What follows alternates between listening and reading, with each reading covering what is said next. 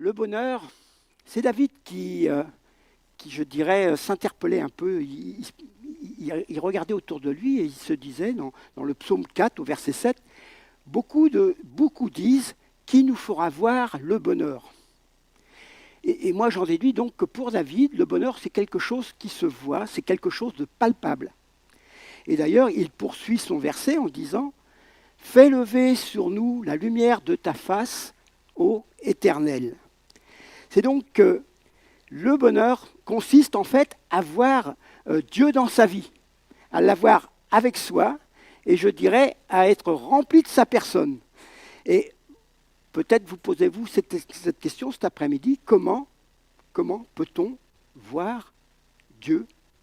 Et Jésus a donné une réponse à cette question à ses disciples qui lui disaient, mais fais-nous voir Dieu, fais-nous voir le Père.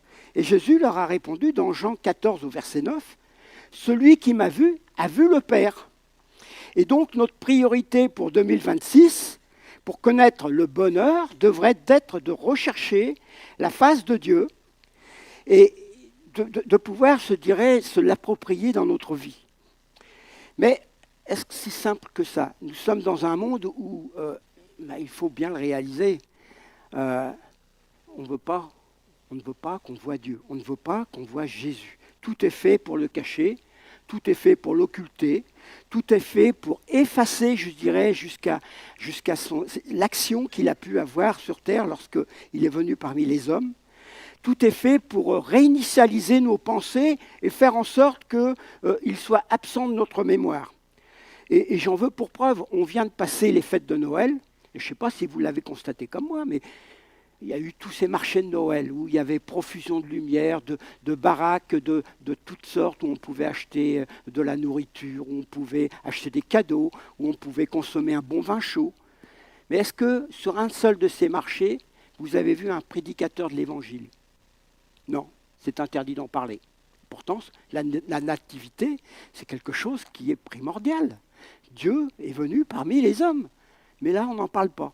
Moi, je suis allé voir, par exemple, la crèche animée de Halo. Alors, je ne sais pas si vous y êtes passé, mais partout dans le village, il y avait des flèches, crèche animée, crèche animée, crèche... Et hop, on suivait. Déjà, quand on est arrivé, on nous a demandé un droit d'entrée. Je vous rassure, cet après-midi, si vous voulez entendre parler de Jésus, on ne va rien vous réclamer. On va peut-être même vous offrir un café ou une Bible. Et puis, donc, on est rentré dans le lieu d'exposition. Il y avait là 100 mètres carrés à peu près d'exposition. Un village provençal animé magnifique. Mais alors, quand j'ai cherché la crèche, j'ai trouvé une petite crèche de 20 cm sur 30 dans le milieu du village. C'était à peine éclairé, pas un personnage animé, rien. Et je me suis dit, mais quand même, est-ce que la crèche n'aurait pas dû être l'élément central du village, puisque c'est ce qui était annoncé? Eh bien non, on avait, je dirais, attribué à cette crèche une installation minimaliste. Et en fait, cette crèche, je dirais, elle était là comme prétexte pour faire venir les gens, mais ce n'est pas ce qu'on avait envie de montrer. Ce n'était pas sur cette crèche qu'on voulait attirer notre attention ni notre regard. On parle beaucoup en ce moment du grand remplacement. Moi, je dirais que ce qui est le plus dangereux aujourd'hui pour les êtres humains, ce n'est pas cette peur du grand remplacement. Non, c'est le grand aveuglement. Parce que tout est fait dans ce monde pour nous cacher justement Jésus. Et en fait, on se rend compte que nous sommes dans un monde d'aveugles qui sont conduits par des aveugles. Et le constat du Seigneur à cet effet est sans appel. Dans Luc 6 au verset 39, il dit « Un aveugle peut-il conduire un aveugle? Ne tomberont-ils pas tous les deux dans une fosse ?» Et je crois qu'il est temps pour les hommes d'ouvrir les yeux sur celui qui peut leur assurer le bonheur. C'est pourquoi j'ai intitulé mon message de cet après-midi « Seigneur, que mes yeux s'ouvrent ».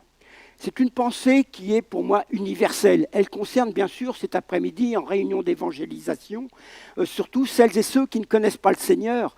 Mais je crois que personnellement, même nous avons besoin d'être recentrés sur je dirais, cet impératif, que le Seigneur nous ouvre parfaitement les yeux. Et c'est ce que nous allons voir. Alors, je vais vous proposer une lecture pour, je dirais, argumenter un peu ma pensée.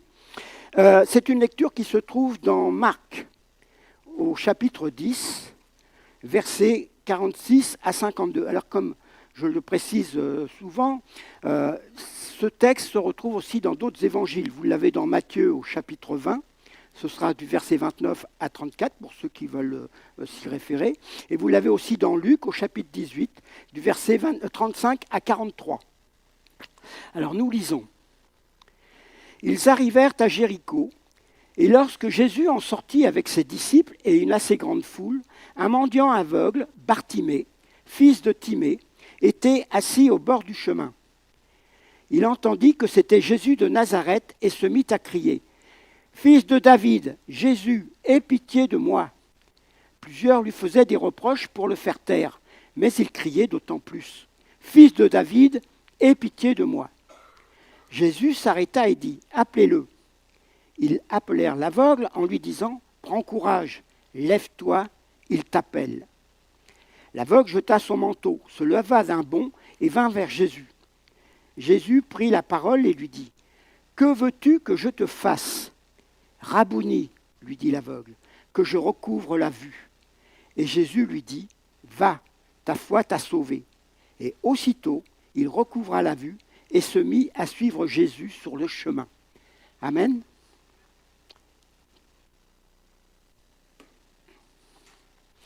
Lorsque nous prenons ce texte, c'est la fin du ministère de Jésus.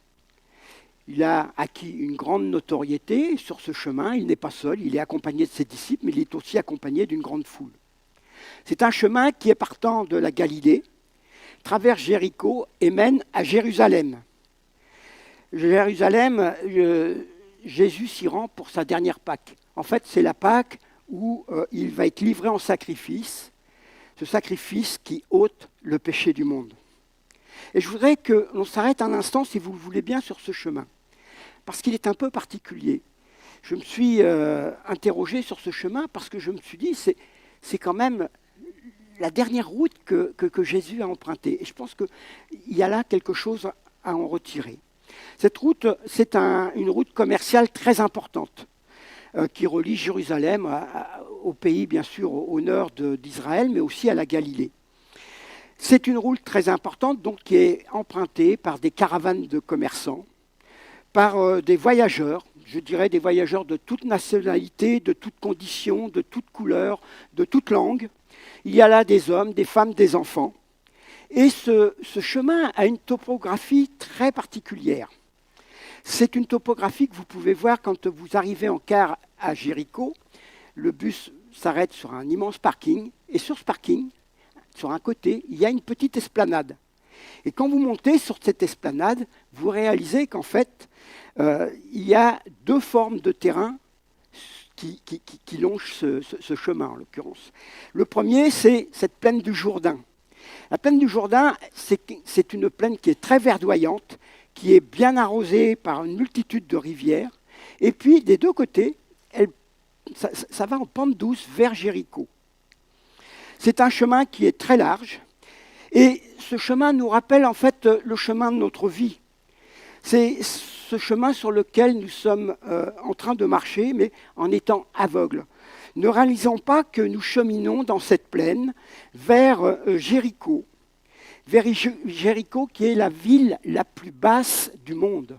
Et en fait, la bassesse de cette ville nous rappelle, je dirais, notre propre bassesse qui est celle de l'homme pécheur, qui est celle de l'homme qui s'est éloigné de Dieu.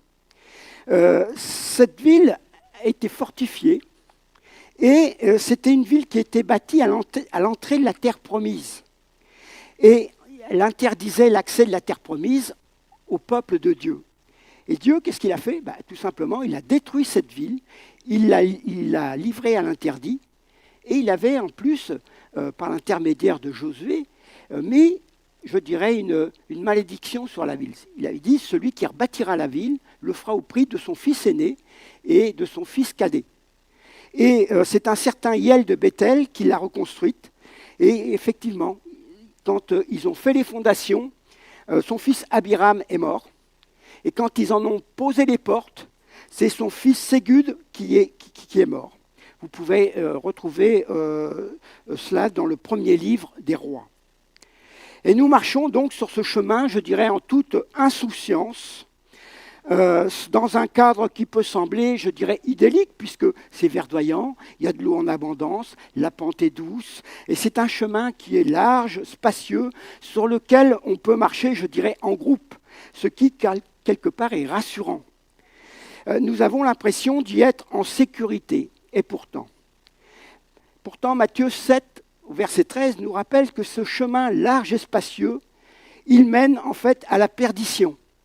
Et c'était d'ailleurs sur ce chemin, mais en sens inverse, que Jésus a situé dans Luc 10 sa fameuse parabole sur le Samaritain.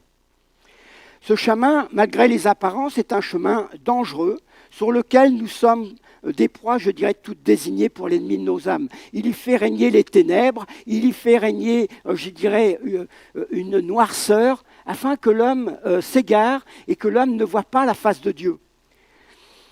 Sur ce chemin cheminent ceux qui sont aveuglés aussi par les lumières du monde, par les attraits du monde. Et sur le bas-côté de ce chemin, nous y trouvons tous les laissés pour compte de la vie et de la société. Il y a là ceux qui sont abandonnés, ceux qui n'ont plus d'espérance, ceux qui sont accablés par les soucis ou la maladie, ou ceux qui sont dans une grande souffrance, et ceux qui ont en fait perdu toute visibilité sur leur vie. Ce chemin, c'est le chemin de vie de tout homme qui vit sans Dieu. Ce chemin, c'est le chemin qu'a emprunté l'humanité lorsque nous avons, je dirais, désobéi à Dieu et que nous sommes sortis du jardin d'Éden. Ce chemin a pourtant, et c'est un peu surprenant, mais il a son utilité. Je dirais qu'il a une vocation. Ce chemin, c'est celui sur lequel nous sommes appelés à reconsidérer notre positionnement par rapport à Dieu. C'est sur ce chemin, c'est sur le chemin de notre vie que nous devons choisir si nous voulons passer notre éternité dans la présence de Dieu ou en dehors de la présence de Dieu. Et la bonne nouvelle, c'est que sur ce chemin, nous ne sommes pas seuls.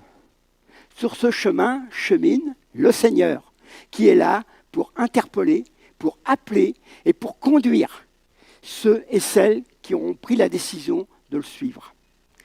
Et au travers de ces rencontres, Jésus va bien sûr appeler les gens à recouvrer la vue et à le suivre sur la deuxième partie de ce chemin. Cette deuxième partie, elle est totalement différente de la première. C'est un chemin de montagne. C'est un chemin qui grimpe vers Jérusalem. Et il faut réaliser que Jéricho est à moins 240 mètres sous le niveau de la mer. Jérusalem, lui, est à plus 754 mètres, ce qui fait un dénivelé de 1000 mètres. Alors bien sûr, le chemin est étroit, il est plus difficile d'accès, ça monte, c'est plus difficile, mais Jésus est là avec nous. C'est lui qui nous dirige, c'est lui qui nous conduit. Et il amène par ce chemin l'homme à s'élever vers Dieu. Et c'est sur ce chemin que Jésus veut amener chaque personne qu'il va rencontrer. C'est sur ce chemin qu'il nous appelle à le suivre. Et Jésus nous rappelle dans Jean 14, 6 qu'il est le chemin, la vérité et la vie. Parce que oui, Matthieu 7, 13 nous rappelle aussi que le chemin étroit, c'est celui qui mène vers la vie. Et en ce début de nouvelle année, il nous propose finalement tout simplement un nouveau départ, une nouvelle espérance, pour peu bien sûr que nous acceptions de le suivre, parce que là non plus, rien n'est obligé. Et nous voyons par exemple au fil des rencontres qu'il va faire sur ce chemin qu'effectivement il y a ce qu'on appelle le libre arbitre, mais qu'il y a aussi des avantages à le suivre. Les personnes que Jésus va rencontrer sur ce chemin ont tous un point commun. Finalement, quand on regarde bien leur situation, ils sont tous d'une manière ou d'une autre aveugles. Et nous avons par exemple, la première des rencontres qu'il fait, c'est ce jeune homme riche, Alors lui, il est riche, il est bien éduqué, il se sent, je dirais, moralement parfait, il a une grande estime de lui-même. C'est un religieux. Mais voilà, il est aveugle. Il est aveugle sur son salut. Et sa question, c'est que faut-il que je fasse? Mais je dirais que c'est normal qu'il soit aveugle sur son salut. Pourquoi? Tout simplement parce qu'avoir la certitude de son salut, cette certitude ne se trouve qu'en Jésus et dans l'œuvre qu'il va accomplir à la croix. Or, ce jeune homme, malheureusement, n'a pas une bonne vision de qui est Jésus. Il ne connaît Jésus, en fait, que par oui-dire. Et de quelle façon lui en a-t-on parlé? Nous ne le savons pas. Mais apparemment, il n'avait pas tous les éléments en main, puisque lorsqu'il voit Jésus, qu'est-ce qu'il voit? Il voit un prophète, il voit éventuellement un docteur de la loi, il voit un érudit qui peut avoir toutes les réponses à ses questions.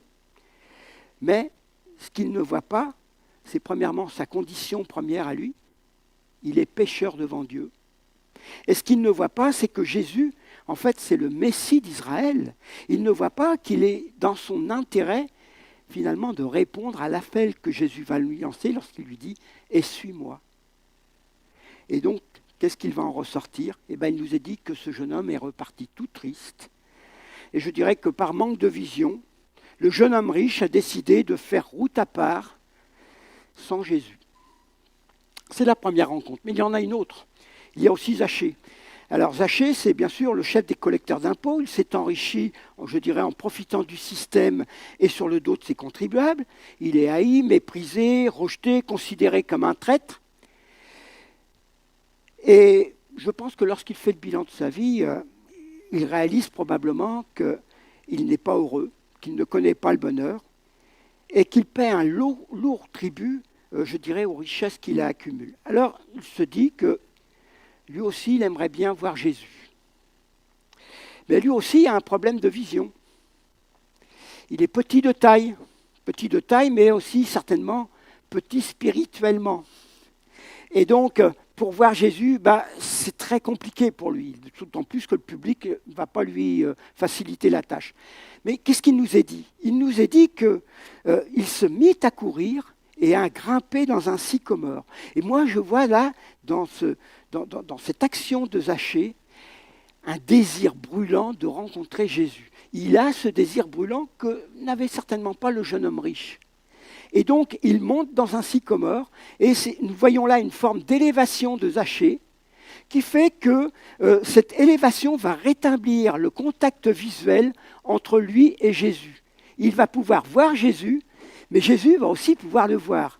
Et nous connaissons, je pense tous, la suite de cette histoire. Jésus va l'inviter à descendre, et il va s'inviter chez Zachée. Alors, je ne sais pas s'il y est resté quelques heures, s'il y est resté plusieurs jours, ça ne nous est pas précisé, mais ce que je sais, en tout cas, c'est que c'est un moment très particulier dans la vie de Zachée. C'est un bouleversement dans sa vie. C'est un nouveau départ qui s'offre à lui, et c'est un moment particulier qui va le marquer à jamais. D'ailleurs, je pense que, ça ne nous est pas précisé non plus, mais je pense que Zachée a dû ensuite suivre Jésus. Alors, cet après-midi, peut-être que vous êtes comme Zachée ou comme le jeune homme riche. D'une certaine manière, vous réalisez peut-être que vous n'avez pas une vision claire de ce qui est Jésus, que vous ne le connaissez pas. Et donc, ce que nous voulons cet après-midi, c'est que vous puissiez vous accaparer de Jésus, que vous puissiez, je dirais, le saisir pour pouvoir l'inviter chez vous, dans votre cœur, et qu'il puisse vous suivre. Et nous le voyons, c'est certainement la meilleure des choses qui puisse vous arriver pour changer de vie en 2026, si tel est votre souhait. Mais Jésus n'en a pas terminé là. Quand il est sorti de Jéricho, juste à la sortie de Jéricho, il va rencontrer cet homme dont nous avons lu le texte tout à l'heure. Il s'appelle Bartimée. Bartimée, il nous est dit que c'est un nom qui est composé d'un préfixe, bar, qui est de l'araméen, qui est le pendant de Ben en hébreu. Ça signifie fils de. Il est donc le fils de Timée, mais Timée a aussi une signification. Timée, ça veut dire celui qui est honoré. Et moi, ce que je constate, c'est que s'il est le fils de celui qui est honoré, ça n'a pas rejailli sur sa personne. Lui, c'est un aveugle de naissance. Il est donc totalement dépendant des autres. C'est un mendiant. Et non seulement il est aveugle, mais pire que ça, on voudrait qu'il soit aussi invisible. Invisible parce que la misère des autres, ce n'est pas quelque chose qui nous réjouit, on n'a pas envie de voir la misère des autres. On a trop peur que ce soit contagieux quelque part. Et puis, invisible aussi parce que quand il tend sa gamelle pour mettre la pièce, on n'a peut-être pas, nous, envie de mettre la main à la poche. Il est invisible aussi parce que certainement que son aspect a quelque chose, je dirais, de répugnant. Peut-être que, c'est un mendiant, il est habillé certainement avec des haillons, peut-être qu'il est aveugle, il ne se voit pas, mais il n'est peut-être pas très propre. Enfin, donc, on n'a pas envie de le voir. Et puis, on a envie qu'il soit, je dirais, invisible parce qu'il a des réactions qui semblent un peu dérangeantes. Et nous le voyons d'ailleurs lorsqu'il interpelle Jésus. Tout le monde veut le faire taire, on lui fait des reproches, et finalement, qu'est-ce qu'on veut ? On veut le renvoyer à cette forme d'invisibilité dans laquelle, finalement, il est bien pour les autres. Mais heureusement pour lui, Bartimée est aveugle, mais il n'est pas sourd. Et il entend que c'est Jésus qui passe. Il n'a jamais vu Jésus, c'est le moins qu'on puisse dire. Mais je dirais que lui en a entendu parler de la bonne manière. Et cet après-midi, c'est ce que nous voudrions faire, c'est vous en parler de la bonne manière afin que vous réalisiez pleinement qui est Jésus. Et donc, il sait que Jésus est de la lignée de David. Il l'appelle fils de David. Et il a entendu que c'était Jésus de Nazareth qui venait. Donc, il sait que Jésus vient de Nazareth. Et il a aussi entendu dire que les malades étaient guéris lorsque Jésus leur imposait les mains. Il a entendu dire que les paralytiques marchaient. Il a entendu dire que les aveugles voyaient. Et il a fait le rapprochement avec Ésaïe 35. Pour lui, les prophètes ont annoncé ce qui se réalise aujourd'hui par la présence de Jésus. Pour lui, Jésus, c'est donc le Messie qui est annoncé dans les Écritures et qui a été promis au peuple d'Israël. Et je dirais que la vision de Bartimée, quelque part, est plus affûtée que celle, par exemple, du jeune homme riche. Et elle est même plus affûtée que celles et ceux qui veulent le faire taire lorsqu'il proclame l'identité messianique de Jésus, fils de David. Il reconnaît en Jésus cet envoyé de Dieu qui a le pouvoir de changer, de bouleverser les vies en répondant aux besoins des personnes. Car il en a la puissance. Il sait qu'en sa qualité de fils de David, Jésus sera appelé à régner. Mais il sait aussi ce que déclarent les prophètes à son sujet. Les prophètes qui disent que c'est un homme de douleur, un homme qui est écrasé par nos fautes, transpercé à cause de nos crimes. C'est un sur lequel est tombé le châtiment qui nous donne la paix. C'est Ésaïe 53 qui nous rappelle tout cela. Et nous voyons Jésus qui monte à Jérusalem où effectivement il va être accueilli comme un roi. On va même mettre des vêtements sur le passage de l'anneau sur lequel il est assis. Et cela réconforte, je dirais, les disciples dans cette pensée. Mais les disciples n'ont pas vu non plus ce qui allait se passer après. Et là, lui, Bartimée en a conscience. Il sait que Jésus va être livré Alors, il ne sait pas que c'est à ce moment-là, mais pour lui, ça va arriver. Il va être livré au sacrificateur. Il sait qu'il va être battu, qu'il va être insulté, qu'il va être méprisé. Il sait qu'il va y avoir un jugement qui va être fait, un jugement qui n'a pas de valeur, mais qui va amener Jésus à monter sur la croix pour porter notre iniquité, pour porter nos péchés et pour nous amener au salut. Jésus va donner sa vie pour que nous puissions, nous, les pécheurs, être appelés fils et filles de Dieu. Oui, Bartimée voit tout cela. Et il voit même, je dirais, mieux que les disciples qui ont vécu pendant 3 ans avec Jésus. Et j'en veux pour preuve ceci. Au début de ce chemin, quand Jésus et les disciples ont commencé ce périple, Jésus va s'adresser à ses disciples. Et pour la 3e fois, il va leur annoncer qu'il monte à Jérusalem pour être justement battu, sacrifié, crucifié, flagellé. Enfin, vous trouvez ça dans Marc 10, au verset 33 et 34. Et manifestement, moi, ce que je vois, c'est que les disciples n'ont pas tout compris. Et j'en veux pour preuve, c'est d'ailleurs assez surprenant. Nous voyons Jean et Jacques qui vont vers Jésus et qui vont lui demander, tout tout simplement une prérogative qui semble aujourd'hui un peu curieuse. Est-ce que moi et mon frère, nous pourrions être assis à ta droite et à ta gauche? Je ne sais pas si vous voyez un petit peu le contexte. Jésus vient de leur annoncer qu'il va être crucifié, et eux vont vers Jésus pour lui demander des honneurs. Je dirais que finalement, lorsqu'on constate cet état de fait, ils n'ont qu'une vision partielle de la personne de Jésus. Et de la même manière que Jésus a demandé à Bartimée « Que veux-tu que je te fasse ?» Il est intéressant de noter que dans ce texte, où nous voyons ce qui se passe avec ses disciples, Jésus va dire à Jean et Jacques « Que voulez-vous que je vous fasse ?» Ce qui montre quand même qu'il y a un petit problème chez les disciples. Alors cet après-midi, bien sûr, peut-être que vous êtes conscient d'être aveugle concernant Jésus. Mais nous voulons, je dirais, reprendre un peu les termes de ces gens qui, lorsque Jésus a dit appelez-le à Bartimée, appelez-le. Qu'est-ce que les gens vont dire à Bartimée? Ils vont lui dire, au verset 49, prends courage, lève-toi, il t'appelle. Et moi, cet après-midi, je voudrais vous dire, prenez courage, parce que Jésus n'est pas venu sur terre pour vous juger. Il n'est pas venu pour vous condamner, mais il a ouvert les portes de la grâce et il veut faire de vous des fils et des filles de Dieu. Il veut vous donner, il a donné sa vie pour vous en portant tout le châtiment à la croix, à Golgotha. Et il veut que vous puissiez le suivre sur cette montée qui va à la Jérusalem céleste. Il lui dit aussi, lève-toi. Et comme Bartimée, vous êtes appelés à vous lever, c'est-à-dire à quitter, je dirais, cette position d'abaissement sur le sol. Vous êtes appelés à vous élever vers Dieu. Vous êtes appelés à, je dirais, quitter cette position d'abaissement, de résignation, de position terre à terre. Bartimée s'est levé d'un bond, ce qui montre sa volonté et son désir d'aller vers Jésus. Et ce qui est finalement son acte de foi, son acte d'espérance. En se levant, il jette son manteau. Alors c'est un geste qui peut sembler anodin, mais il faut avoir conscience d'une chose. Bartimée, c'est un mendiant. Son manteau, c'est sa seule propriété. C'est ce qui le protège du froid, c'est ce qui le protège du vent, c'est ce qui le protège de la pluie. Et c'est ce qui le protège aussi du soleil, mais c'est aussi son refuge lorsque les choses ne vont pas bien dans sa vie.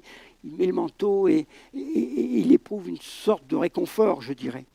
Donc, par ce geste d'abandon, il montre qu'à partir de cet instant, la chose la plus importante qu'il a dans la vie, finalement, ça va être Jésus.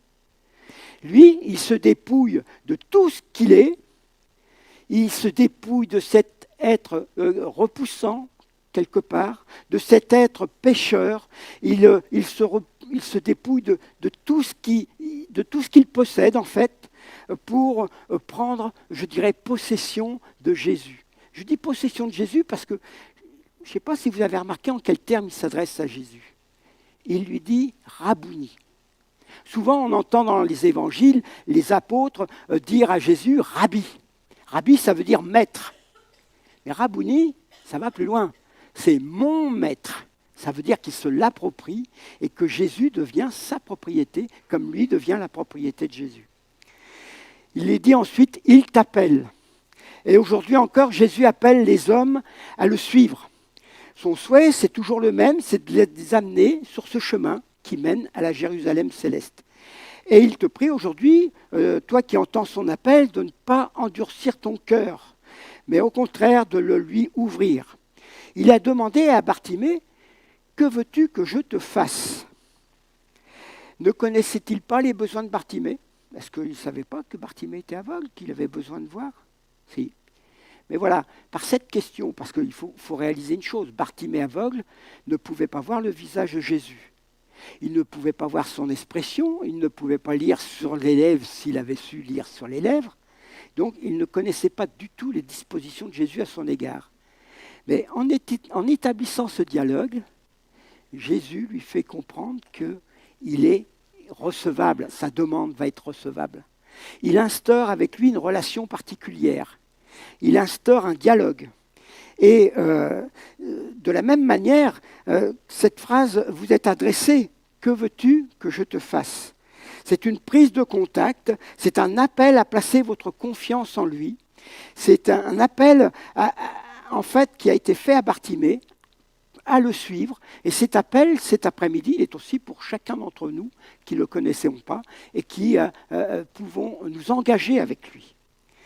Et bien sûr, au travers de cela, je ne peux aussi avoir qu'une pensée pour les disciples de Jésus, mais pas seulement pour eux, pour ceux qui les accompagnent, pour ceux qui ont vu aussi Jésus faire les miracles, et puis qui sont là, et pour ceux peut-être qui sont là comme des curieux. Je dirais que lorsqu'on regarde bien, nous avons tous, nous-mêmes, une vision personnelle de Jésus.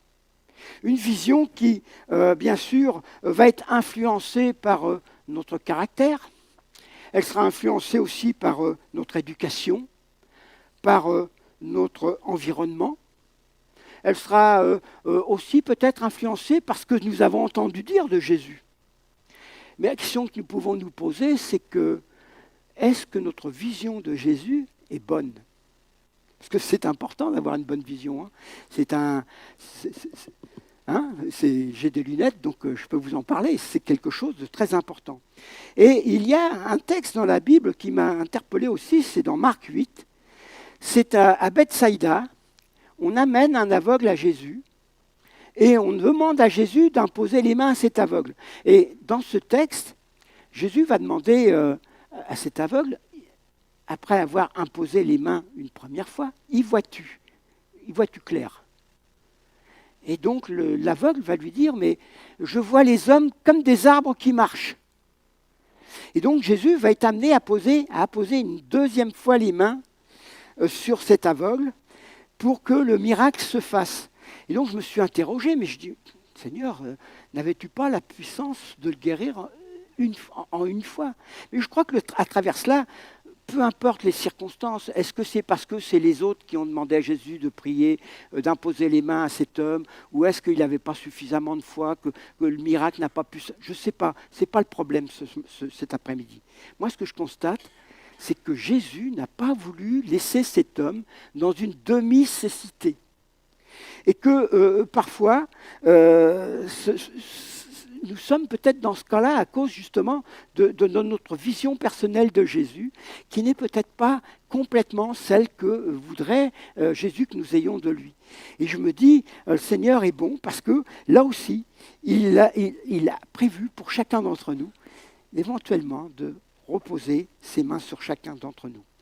Et il est intéressant de constater que lorsque Jésus pose ses mains sur l'aveugle, qu'est-ce qu'il voit en premier, l'aveugle?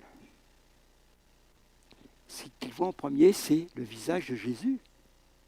C'est un visage, je dirais, c'est une vision qui est surprenante pour lui, parce que c'est la première fois qu'il voit. En l'occurrence, Bartimée était aveugle de naissance. Donc, c'est surprenant. C'est à la fois surprenant, mais rassurant, parce qu'on voit la bonté du Seigneur qui transpire à travers son visage. C'est une vision qui est porteuse d'espoir aussi.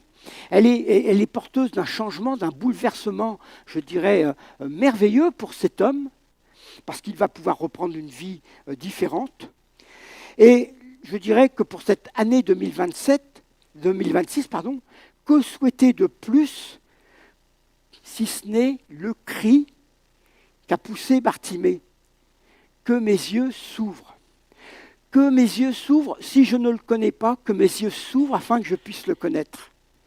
Que mes yeux s'ouvrent, parce que si je lui appartiens, qu'il s'ouvre afin que je puisse le discerner parfaitement.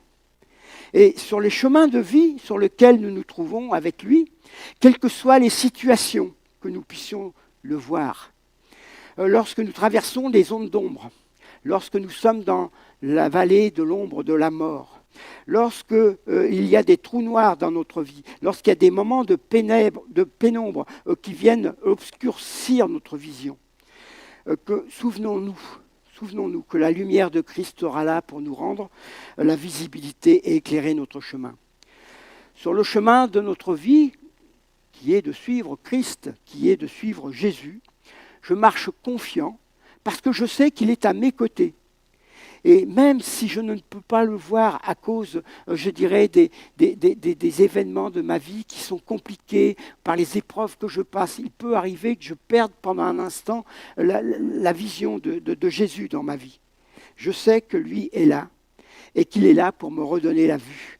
Dans mes combats, dans mes difficultés, je veux me rappeler sa promesse. Dans Matthieu 28, 20, il dit « Et voici, je suis avec vous tous les jours jusqu'à la fin du monde. » Et il nous rappelle qu'il veut nous amener dans la présence de ce Père qui a pour ses enfants des projets de bonheur.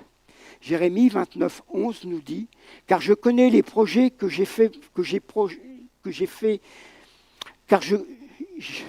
excusez-moi, car je connais les projets que j'ai formés sur vous, dit l'Éternel, projets de paix et non de malheur, afin de vous donner un avenir et de l'espérance. » Bonne année à tous et que vous puissiez voir le Seigneur dans vos vies, afin que tout simplement vous puissiez connaître le bonheur.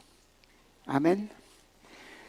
Seigneur, nous te rendons grâce parce que tu es celui qui s'est trouvé sur le chemin de nos vies. Tu es celui qui nous a interpellés à un moment où nous étions aveugles, à un moment où nous marchions dans le péché, où nous suivions le prince de ce monde. Mais toi, Seigneur, tu n'as pas regardé à ce que nous étions. Tu es monté jusqu'à Jérusalem. Tu as donné ta vie pour chacun d'entre nous. Et aujourd'hui, Seigneur, tu es ressuscité et vivant. Et tu nous appelles à te suivre et à venir vers ce Père. Tu es le chemin, la vérité et la vie. Et nous voulons nous rappeler, Seigneur, que c'est toi. C'est toi qui mènes ton troupeau. C'est toi, Seigneur, le bon berger, qui va nous amener sur ce chemin pentu, mais qui nous amène, Seigneur, vers la vie. Alors merci pour le tout accompli. Merci pour ta présence. Merci pour ton appel. Merci pour qui tu es, Seigneur.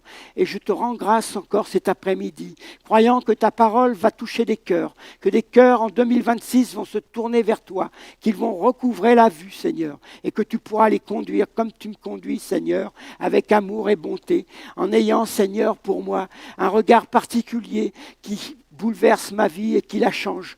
Que toute la gloire t'en revienne, Seigneur. Amen.